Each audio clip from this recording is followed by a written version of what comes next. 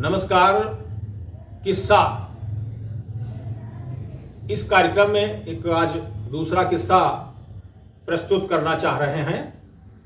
मैं अपने अधिवक्ता चैम्बर में बैठा था, एक दिन की बात है। वहीं पर एक महिला अपने माँ के साथ रोती हुई आई। जब मैंने उसे देखा तो हमने कहा क्या हुआ, तो उसने बताया कि वकील साहब हमारा न्याय करा दें, या तो छुटकारा दिला दें या विदा करवा दें। तो हमने कहा ये तो बिल्कुल सही बात है। हमने कहा पूरी बात बताएं आप। तो उसने बताया कि हमारा विवाह 2009 में दूसरे जिले में हुआ था। विवाह हिंदू रीति रिवाज के अनुसार संपन्न हुआ था। हमारे माता पिता के द्वारा अपनी सामर्थ्य के अनुसार दान उपहार देकर विदा किया गया। थोड़े दिनों तक तो हमारे पति व ससुराली जन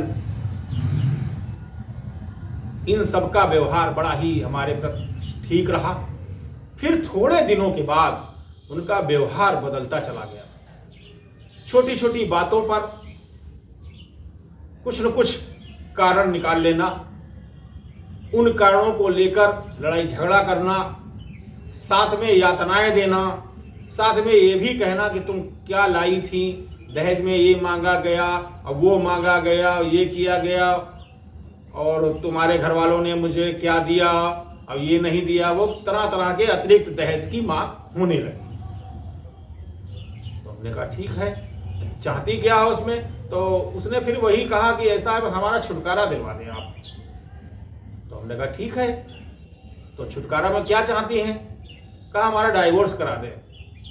तो हमने कहा ठीक है। और उसने फीस पूछी तो मैंने फीस भी बता दी। हमने कहा चलिए फीस हम आपको बता रहे हैं, आप व्यवस्था करिए और हम आपका डाइवोर्स के लिए आवेदन करेंगे, बात लाएंगे। तो कहा वकील साहब हमारे पास तो कुल 100, 200, 500 के अलावा है नहीं। तो हमने कहा बेटा इतने में तो कोई भी मुकदमा एस्टेब्लिश नहीं किया जा सकता है।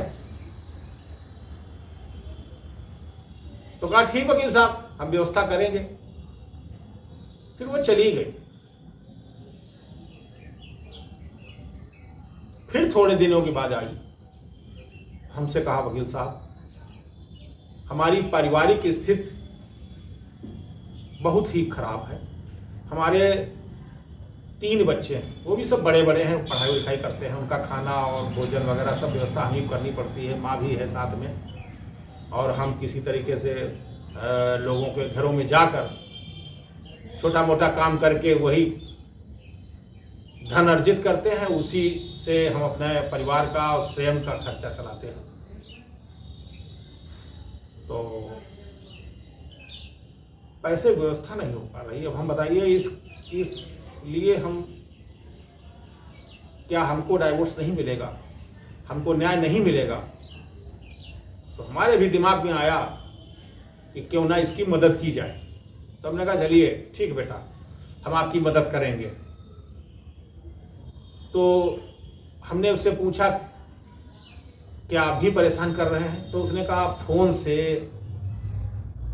और जब तक वो भी सब आ जाते हैं गाली गलौज करना और वो डिमांड आदि। तो हमने कहा अच्छा। तो हमने कहा चलिए हम एक प्रार्थना पत्र थाने के लिए लिखते हैं, क्या आप थाने में जाएंगी। कहा ठीक। हमने उसी जो भी उसने बताया, अपनी सत्यता बताई, हमने उसी को कानूनी भाषा में हमने लिख दिया, टाइप करा दिया। शेष कापियां रजिस्ट्री करवा दिए। थोड़े दिनों के बाद पता चला कि ससुराली जनों पर FIR दर्ज हो जाती है, जिसमें धारा 498A, 323, 506 IPC व 3/4 DP एक्ट में दर्ज मुकदमा होता है। थोड़े दिनों के बाद जब ससुराली पक्ष को जानकारी मिलती है कि उन पर ये मुकदमे दर्ज हो गया है, ये धाराएं लगी हैं, तो वो थोड़ा डाउन हुए और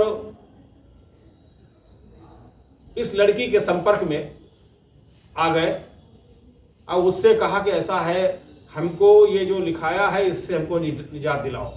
तो उसने कहा ठीक है, मिल आइए, बैठिए, सुलह समझौता जो भी होगा वो हमें भी मान्य होगा, तुम्हें भी मान्य होगा, लेकिन ये निपटारा आप कर लें, या तो आप विदा करा ले। अब हम 4 साल से हम रह रहे हैं बच्चों सहित, खर्चा नहीं पूरा हो पा रहा है, अब हम कब तक ऐसे रहेंगे। वो सभी आए, मुझसे भी बताया उस लड़की ने कि हमारे ससुराली जन, सास और उसका पति और अन्य लोग वो भी आए जो नेम्ड थे, जिनका नाम लिखा था FIR में। तो मैं ये बताना चाहूँगा, उसमें एक बात बहुत ही बिल्कुल अलग निकल के आई कि उसका पति बोल रहा था कि हमें तुमको नहीं रखना है अपने साथ, मतलब अपनी पत्नी को वो नहीं रखना चाह रहा था। तो उसने पूछा कारण बताओ, तो कारण इसने बताया कि 3 बच्चे हैं, वो भी बड़े बड़े हैं, तुम्हारा खर्चा है, बच्चों को खर्चा है, और हम 1 रुपए पैदा नहीं कर पाते हैं, हम कोई काम वगैरह नहीं कर पाते हैं, हम स्वयं का खर्चा नहीं निपटा पाते हैं, तुम्हारा क्या खर्चा निपटाएंगे, बच्चों क्या खर्चा निपटाएंगे, इसलिए हम नहीं रख पाएंगे। तो उसने बिल्कुल मना कर दिया, अपनी पत्नी से कहा आप कुछ भी करें, चाहे डाइवोर्स लें, चाहे जो भी करें, अब हम आपको नहीं रख पाएंगे। उसने बिल्कुल मना ही कर दिया, साफ मना कर दिया। तो मुझको उसने बताया, तो हमने भी सोचा कि ऐसे ऐसे व्यक्ति हैं जो अपने परिवार के प्रति ये सोच रखते हैं। उसने सीधे कह दिया कि हम नहीं रख पाएंगे। बताइए, इतने इतने बड़े बड़े बच्चे, अरे बच्चे तो सब तुम्हारे हैं, लेकिन उसने मना कर दिया।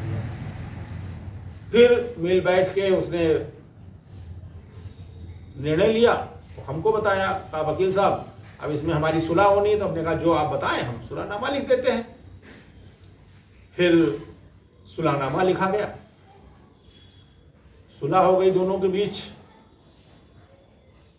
और फिर ये भी कहा कि वकील साहब ऐसा करना कि सब पक्का रहे, बाद में पता चला 2-4 साल बाद ये ऑब्जेक्शन लगा दें, फिर ये परेशान करने लगे, क्योंकि ये इनका कोई तबक्का नहीं, 4 साल तो हमें छोड़े हो गए हैं और 2009 में शादी हुई थी, तो कहीं ऐसा ना हो हमारी जिंदगी जो है फिर वहीं पर जहां से शुरू हुई थी वहीं पर आ जाए। तो हमने कहा ठीक है, डाइवोर्स भाई कर लीजिए। फिर उनका डाइवोर्स हुआ। अब वो अपने 3 बच्चों के साथ, अपने माँ के साथ, अपने मायके पक्ष में अपना जीवन यापन कर रही है, इस उम्मीद के साथ कि एक न एक दिन उसके बच्चे बड़े होंगे, क्योंकि बड़े बड़े तो हैं, बड़े होंगे, कुछ लायक बनेंगे, और जब लायक बनेंगे तो हो सकता है किस्मत एक बार फिर चमके। तो जब ये सब निपट गया तो उसने कहा वकील साहब बहुत बहुत धन्यवाद आपका, आप द्वारा हमारा सहयोग किया गया। तो मैं ये सभी से कहना चाहता हूं कि आप जिस पेशे के साथ कार्य कर रहे हैं, आप पुलिस में हैं, अधिवक्ता हैं, आप डॉक्टर हैं या अन्य कोई पेशा है, अध्यापक हैं, अगर इस तरीके का कोई आपसे चाहत रखता है, आप जिस पेशे में हैं, तो उस पेशे में ही रहते हुए आप सामने वाले की मदद कर सकते हैं। जैसे डॉक्टर है, डॉक्टर पास पता चला कोई मरीज पहुंचा, उसके पास पैसे नहीं, तो क्या आप इलाज नहीं करेंगे? करना चाहिए। फिर इंसानियत रही कहाँ? एक इंसान को दूसरे इंसान की मदद अवश्य करनी चाहिए। बस ये देख लें कि सामने वाला की पीड़ा क्या है, और अगर उसकी पीड़ा आपसे कुछ निपटती है तो बिल्कुल उसमें मदद करें। और इसी तरीके के कई किस्से हैं जो हम अपने शेड्यूल के अनुसार आपके बीच आते रहेंगे और सुनाते रहेंगे। बहुत बहुत धन्यवाद आप सभी का, जो इतने समय तक आप सभी ने इस पोस्ट को देखा। नमस्कार।